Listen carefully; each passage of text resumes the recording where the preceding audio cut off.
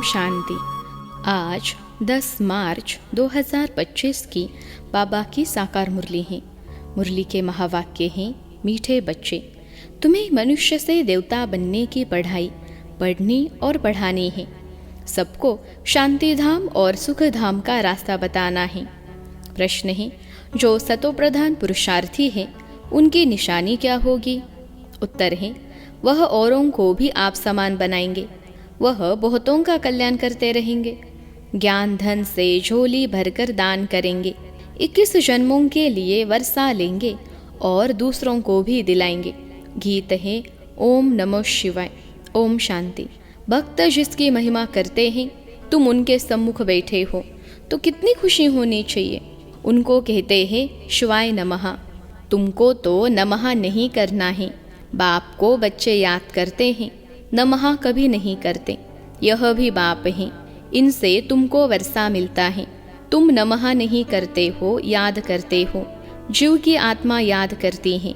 बाप ने इस तन का लोन लिया है, वह हमको रास्ता बता रहे हैं। बाप से बेहद का वर्षा कैसे लिया जाता है, तुम भी अच्छी रीति जानते हो। सतयुग है सुखधाम और जहाँ आत्माएं रहती हैं उसको कहा जाता है शांति धाम। तुम्हारी बुद्धि में है कि हम शांति धाम के वासी हैं। इस कलयुग को कहा ही जाता है दुख धाम। तुम जानते हो, हम आत्माएं अब स्वर्ग में जाने के लिए मनुष्य से देवता बनने के लिए पढ़ रही हैं। यह लक्ष्मी नारायण देवता है ना। मनुष्य से देवता बनना है नई दुनिया के लिए। बाप द्वारा तुम पढ़ते हो। जितना पढ़ेंगे, पढ़ाई में पुरुषार्थ कोई का तीखा होता है, कोई का ढीला होता है। सतो प्रधान पुरुषार्थी जो होते हैं वह दूसरे को भी आप समान बनाने का नंबरवार पुरुषार्थ कराते हैं। बहुतों का कल्याण करते हैं। जितना धन से झोली भरकर और दान करेंगे उतना फायदा होगा। मनुष्य दान करते हैं, उसका दूसरे जन्म में अल्पकाल के लिए मिलता है। उसमें थोड़ा सुख, बाकी तो दुख ही दुख है। तुमको तो 21 जन्मों के लिए स्वर्ग के सुख मिलते हैं। कहा स्वर्ग के सुख, कहा यह दुख। बेहद के बाप द्वारा तुमको स्वर्ग में बेहद का सुख मिलता है। ईश्वर अर्थ दान पुण्य करते हैं ना, वह है इनडायरेक्ट। अभी तुम तो सम्मुख हो ना। अब बाप बैठ समझाते हैं। भक्ति मार्ग में ईश्वर अर्थ दान पुण्य करते हैं तो दूसरे जन्म में मिलता है। कोई अच्छा करते हैं तो अच्छा मिलता है, बुरा पाप आदि करते हैं तो उसको ऐसा मिलता है। यहाँ कलयुग में तो पाप ही होते रहते हैं, पुण्य होता ही नहीं। करके अल्पकाल के लिए सुख मिलता है। अभी तो तुम भविष्य सतयुग में 21 जन्मों के लिए सदा सुखी बनते हो। उसका नाम ही है सुखधाम। प्रदर्शनी में भी तुम लिख सकते हो कि शांति धाम और सुख धाम का यह मार्ग है। शांति धाम और सुख धाम में जाने का सहज मार्ग। अभी तो कलयुग है ना। कलयुग से सतयुग, पतित दुनिया से पावन दुनिया में जाने का सहज रास्ता, बिगर कौड़ी खर्चा। तो मनुष्य समझे, क्योंकि पत्थर बुद्धि है ना। बाप बिल्कुल सहज करके समझाते हैं। इसका नाम ही है सहज राजयोग, सहज ज्ञान। बाप तुम बच्चों को कितना सेंसिबल बनाते हैं। यह लक्ष्मी नारायण सेंसिबल है ना। भल श्री कृष्ण के लिए क्या क्या लिख दिया है। वह है झूठे कलंक। श्री कृष्ण कहता है, मैया मैं नहीं माखन खायो। अब इसका भी अर्थ नहीं समझते। मैं नहीं माखन खायो तो बाकी खाया किसने? बच्चे को दूध पिलाया जाता है। बच्चे माखन खाएंगे या दूध पिएंगे? यह जो दिखाया है मटकी फोड़ी आदि आदि, ऐसी कोई बातें हैं नहीं। वो तो स्वर्ग का फर्स्ट प्रिंस है। महिमा तो एक शिव बाबा की ही है। दुनिया में और किसकी महिमा है नहीं। इस समय तो सब पतित हैं, परंतु भक्ति मार्ग की भी महिमा है। भक्त माला भी गाई जाती है ना। फीमेल्स में मीरा का नाम है, मेल्स में नारद मुख्य गाया हुआ है। तुम जानते हो, एक है भक्त माला, दूसरी है ज्ञान की माला। भक्त माला से रुद्र माला के बने हैं, फिर रुद्र माला से विष्णु की माला बनती हैं। रुद्र माला है संगम युग की। यह राज तुम बच्चों की बुद्धि में है। यह बातें तुमको बाप सम्मुख बैठ समझाते हैं। सम्मुख जब बैठते हो तो तुम्हारे रोमांच खड़े हो जाने चाहिए। अहो सौभाग्य! 100% दुर्भाग्यशाली से हम सौभाग्यशाली बनते हैं। कुमारियाँ तो काम कटारी के नीचे गई नहीं हैं। बाप कहते हैं वह है काम कटारी। ज्ञान को भी कटारी कहते हैं।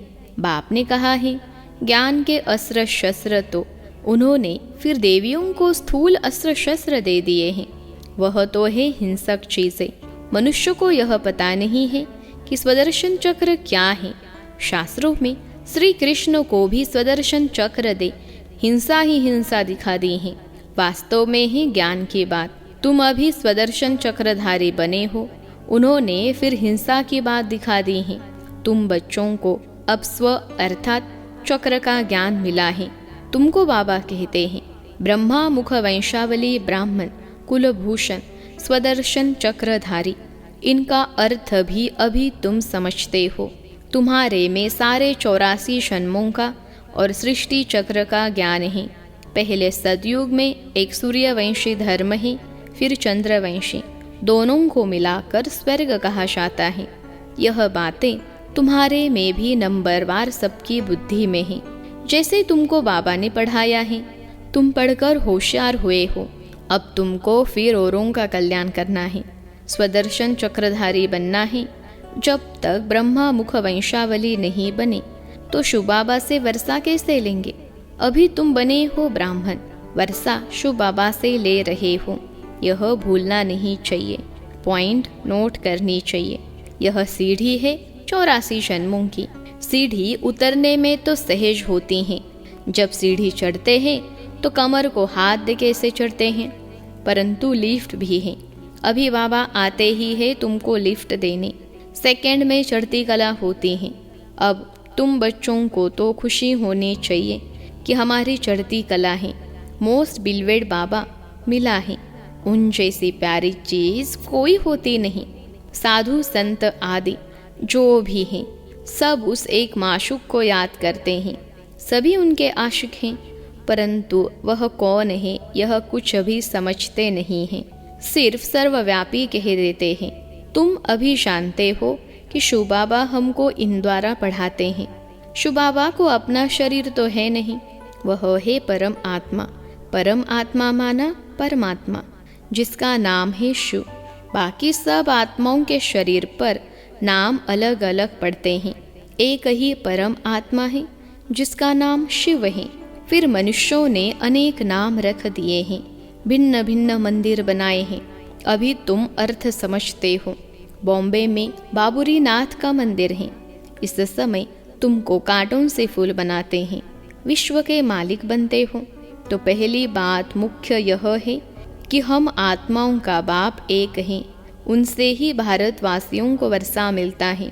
भारत के यह लक्ष्मी नारायण मालिक है ना, चीन के तो नहीं है ना। चीन के होते तो शक्ल ही और होती। यह है ही भारत के। पहले पहले गोरे फिर सावरे बनते हैं। आत्मा में ही खाद पड़ती है, सावरी बनती हैं। मिसाल सारा इनके ऊपर है। भ्रमरी कीड़े को चेंज कर आप समान बनाती हैं। सन्यासी क्या चेंज करते हैं? सफ़ेद कपड़े वाले को गेरू कपड़े पहनाकर माथा मुड़ा देते हैं। तुम तो यह ज्ञान लेते हो, ऐसे लक्ष्मी नारायण जैसा शोभनीक बन जाएंगे। अभी तो प्रकृति भी तमो प्रधान है, तो यह धरती भी तमो प्रधान है, नुकसानकारक है। आसमान में तूफान लगते हैं, कितना नुकसान करते हैं, उपद्रव होते रहते हैं। अभी इस दुनिया में है परम दुख, वहाँ फिर परम सुख होगा। बाप परम दुख से परम सुख में ले जाते हैं। इनका विनाश होता है, फिर सब सतो प्रधान बन जाता है। अभी तुम पुरुषार्थ कर जितना बाप से वर्षा लेना है उतना ले लो, नहीं तो पिछाड़ी में पश्चाताप करना पड़ेगा। बाबा आया परंतु हमने कुछ नहीं लिया, यह लिखा हुआ है। भंबर को आग लगती है तब कुंभकर्ण की नींद से जागते हैं, फिर हाय हाय कर मर जाते हैं। हाय हाय के बाद फिर जय जयकार होगी। कलयुग में हाय हाय है ना, एक दो को मारते रहते हैं, बहुत ढेर के ढेर मरेंगे। कलयुग के बाद फिर सतयुग जरूर होगा। बीच में यह है संगम। इसको पुरुषोत्तम युग कहा जाता है। बाप तमो प्रधान से सतो प्रधान बनने की युक्ति अच्छी बताते हैं। सिर्फ कहते हैं मुझे याद करो और कुछ भी नहीं करना है। अभी तुम बच्चों को माथा आदि भी नहीं टेकना है। बाबा को कोई हाथ जोड़ते हैं तो बाबा कहते हैं न तो तुम आत्मा को हाथ है न बाप को, फिर हाथ किसको जोड़ते हो? कलयुगी भक्ति मार्ग का एक भी चिन्ह नहीं होना चाहिए। हे आत्मा, तुम हाथ क्यों जोड़ती हो? सिर्फ मुझे बाप को याद करो। याद का मतलब कोई हाथ जोड़ना नहीं है। मनुष्य तो सूर्य को भी हाथ जोड़ेंगे, कोई महात्मा को भी हाथ जोड़ेंगे। तुमको हाथ जोड़ना नहीं है। यह तो मेरा लोन लिया हुआ तन है, परंतु कोई हाथ जोड़ते हैं तो रिटर्न में जोड़ना पड़ता है। तुमको तो यह समझना है कि हम आत्मा हैं। हमको इस बंधन से छूटकर अब वापस घर जाना है। इनसे तो जैसे नफरत आती है, इस पुराने शरीर को छोड़ देना है। जैसे सर्प का मिसाल है। भ्रमरी में भी कितना अक्ल है जो कीड़े को भ्रमरी बना देती है। तुम बच्चे भी जो विषय सागर में गोते खा रहे हैं, उनको उससे निकाल क्षीर सागर में ले जाते हो। अब बाप कहते हैं चलो शांति धाम। मनुष्य शांति के लिए कितना माथा मारते हैं। सन्यासियों को स्वर्ग की जीवन मुक्ति तो मिलती नहीं। हाँ, मुक्ति मिलती है, दुख से छूट शांति धाम में बैठ जाते हैं। फिर भी आत्मा पहले पहले तो जीवन मुक्ति में आते हैं, पीछे फिर जीवन बंध में आते हैं। आत्मा सतो प्रधान है, फिर सीढ़ी उतरती हैं। पहले सुख भोग, फिर उतरते उतरते तमो प्रधान बन पड़े हैं। अब फिर सबको वापस ले जाने के लिए बाप आए हैं। बाप कहते हैं मुझे याद करो तो तुम पावन बन जाएंगे। बाप ने समझाया है जिस समय मनुष्य शरीर छोड़ते हैं तो उस समय बड़ी तकलीफ भोगते हैं, क्योंकि सजाएं भोगनी पड़ती हैं। जैसे काशी कलवट खाते हैं, क्योंकि सुना है शिव पर बलि चढ़ने से मुक्ति मिल जाती है। तुम अभी बलि चढ़ते हो ना, तो भक्ति मार्ग में भी फिर वह बातें चलती हैं, तो शिव पर जाकर बलि चढ़ते हैं। अब बाप समझाते हैं वापिस तो कोई जा नहीं सकते। हाँ, इतना बलिहार जाते हैं तो पाप कट जाते हैं, फिर हिसाब किताब नए सिर शुरू होता है। तुम इस सृष्टि चक्र को जान गए हो। इस समय सबकी उतरती कला है। बाप कहते हैं मैं आकर सर्व की सद्गति करता हूँ, सबको घर ले जाता हूँ, पतितों को तो साथ नहीं ले जाऊंगा। इसलिए अब पवित्र बनो तो तुम्हारी जोत जग जाएगी। शादी के टाइम स्त्री के माथे पर मटकी में जोत जगाते हैं। यह रस्म भी यहाँ भारत में ही है। स्त्री के माथे पर मटकी में जोत जगाते हैं, पति के ऊपर नहीं जगाते, क्योंकि पति के लिए तो ईश्वर कहते हैं। ईश्वर पर फिर जोत कैसे जगाएंगे?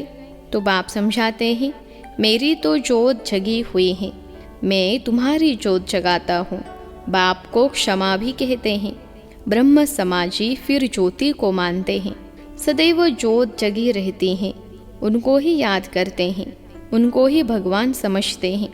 दूसरे फिर समझते हैं छोटी ज्योति यानी आत्मा, बड़ी ज्योति यानी परमात्मा में समा जाएगी। अनेक मते हैं। बाप कहते हैं तुम्हारा धर्म तो अथाह सुख देने वाला है।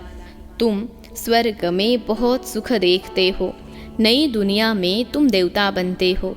तुम्हारी पढ़ाई है ही भविष्य नई दुनिया के लिए, और सब पढ़ाइयाँ यहाँ के लिए होती हैं।